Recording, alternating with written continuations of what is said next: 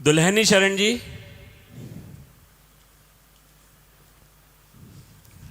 जय जय कोटि कोटि प्रणाम। जी। महाराज जी, समाज की एक विकट समस्या की ओर मैं आपका ध्यान दिलाना चाहता हूँ। जी। आजकल का युवा शराब और ड्रग्स के नशे की तरफ बहुत तेजी से आकर्षित हो रहा है जी। और नशे का गुलाम होता जा रहा है। जी। और इस नशे की लत को पूरा करने के लिए वो किसी हद तक भी गुजर जाता है, कोई भी अपराध कर जाता है। अपने नशे की लत को पूरा करने के लिए हत्या, लूट जैसे अपराध कर जाता जी, है। जी। और आंकड़े ये बताते हैं कि 90% अपराध, हत्या, लूट और बलात्कार, उस समय अपराधी नशे में पाया गया। जी। तो इसलिए आपसे प्रार्थना है, कुछ ऐसा मार्गदर्शन करें कि समाज से ये कुरीति खत्म हो जाए। जी। जब तक कोई चाहेगा नहीं कि हम नशा मुक्त हों, तब तक हमारी सामर्थ्य, क्या किसी की सामर्थ्य नहीं है कि किसी को नशा मुक्त किया जा सके। जब कोई ये चाह ले कि मैं बुरी जगह फंस गया, अब मैं निकलना चाहता हूँ, तो भगवान कोई न कोई रूप रख करके उसे निकाल देते हैं। हम नशा क्यों करते हैं, इस पर दृष्टि डालें। पहले हम नशा करते हैं आनंद के लिए। हमें एक भ्रम हो गया है कि भांग में, गांजा में, तंबाकू में, चिलम में और शराब में, ड्रग्स में, इसमें एक आनंद है। ऐसे प्रलोभन से हमारी बुद्धि ने हमको किसी भी नशे से जोड़ दिया, और जब हम उस नशा को करते हैं तो हमारी बुद्धि होती है शिथिल, और हम उस शिथिल और उन्मत्तता को आनंद समझ लेते हैं। धीरे धीरे हम उस शिथिलता और उन्मत्तता का ऐसा प्रभाव पड़ता है, इतने आसक्त हो जाते हैं कि हम उसके बिना जी नहीं सकते।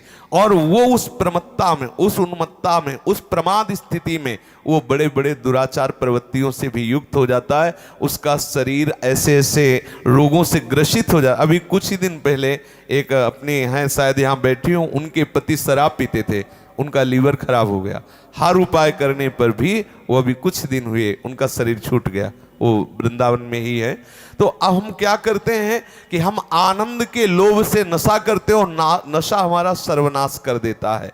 जब तक हमारी समाज में ये बात प्रचार प्रसार नहीं होगी कि ये नशा आनंद नहीं, नशा तुम्हारे नाश का कारण है, नशा तुम्हें दुख देने वाला है, स्वाभाविक तुम्हारे आनंद को छीण करने वाला नशा है, तब तक इस समाज के जो नए युवक हैं ये सुधरने वाले नहीं। आजकल हम लोगों को ये सिखाया जाता है कि थोड़ा सा नशा कर लो तो बहुत अच्छा रिलैक्स अनुभव होगा, और आप समाज सेवा जो भी आप करते हैं वो बहुत एकाग्रता से करेंगे। इसी लोभ से और इतनी थकान दिमाग में हो जाती है लोगों को, वो समझते हैं कि शराब पी लिया, कोई नशा कर दिया, रिलैक्स हो गए।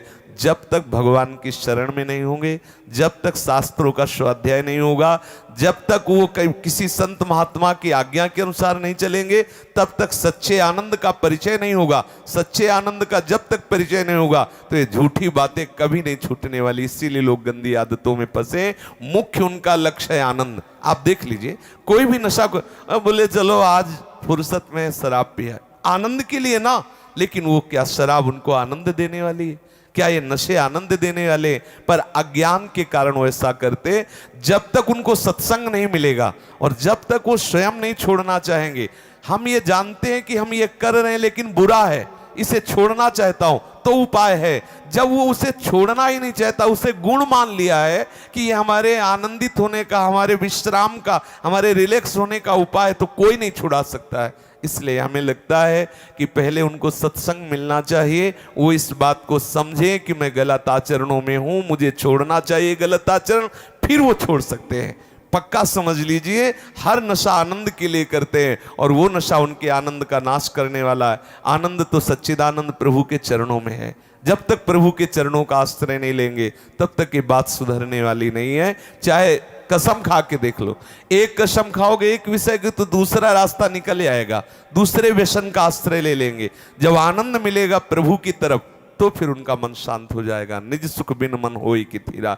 इसलिए हमें लगता है कि जो अपने समाज के लोग हैं इनको शास्त्रों का स्वाध्याय करना चाहिए, सत्संग करना चाहिए और अपने बुजुर्गों की आज्ञा का पालन करना चाहिए। व्यसनों से दूर रहें, नाम जप करें तो बुद्धि शुद्ध हो तो भले सुधार हो जाए, नहीं तो हमारी आपकी कोई बात सुनने वाला नहीं है। अगर ज्यादा कहोगे तो पिट ऊपर से जाओगे।